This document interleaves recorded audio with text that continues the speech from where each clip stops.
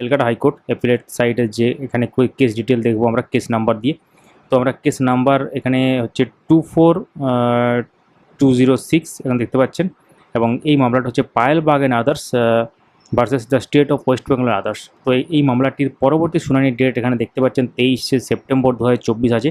কিন্তু এটা তো পরবর্তী শুনানি, কিন্তু এর আগে গুরুত্বপূর্ণ শুনানি হয়েছে। একটু আমরা যদি নিচের দিকে যাই তো এখানে দেখতে পাবেন যে মোটামুটি 5 দিন শুনানি হয়েছে এর আগে, যদিও এই দুটো কিন্তু একই, দেখতে পাচ্ছেন 29/8 একই ডেট।